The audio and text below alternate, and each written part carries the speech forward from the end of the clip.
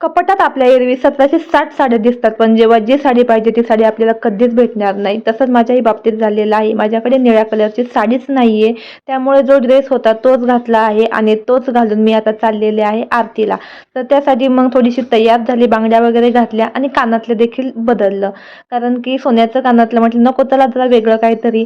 तर आरतीचा वेळ झाला होता आणि आरती देखील सुरू झालेली होती. मला थोडा उशीरच झाला, पण ठीक आहे. मग आरतीवरून आली आणि थोडेसे मग मी पूजा केली. एकीकडे शेंगदाणे भाजत ठेवले होते आणि भगर केली. तर भगरची रेसिपी काही सगळ्यांना माहीतच आहे. तर मला आज कळालं आहे की काही भागामध्ये नवरात्रीच्या उपवासामध्ये दुधी भोपळा, टोमॅटो देखील खाल्लं जातं. पण आमच्याकडे अजिबात नाही. आमच्याकडे फक्त ना भेंडी खाल्ली जाते, पण बाकीचे कुठलेच पदार्थ खाल्ले जात नाही. जे उपवासाचे असतात तेच खाल्ले जातात. तर तुमच्याकडे या उपवासाला काय काय खाल्लं जातं हे देखील कळवा.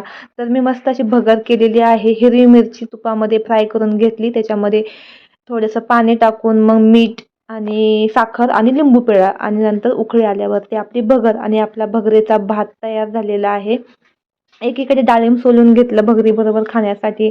तर अशा पद्धतीने मी भगरीचा भात खाल्ला आणि मी अखंड दिवा लावत असते दरवर्षी. तर तोच दिवा बघितला, त्याला थोडीशी काजळी आली होती.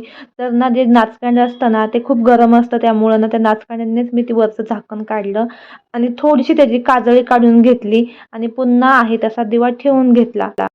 रात्रीच्या फराळामध्ये मी उपवासाचे आप्पे केले होते. भगर आणि शाबू भाजून मस्त अशी त्याची यूट्यूबला पाहून रेसिपी बनवली होती आणि ती देखील खूपच सुंदर झाली होती. पहिल्यांदा देखील करून खूपच छान झालं होतं.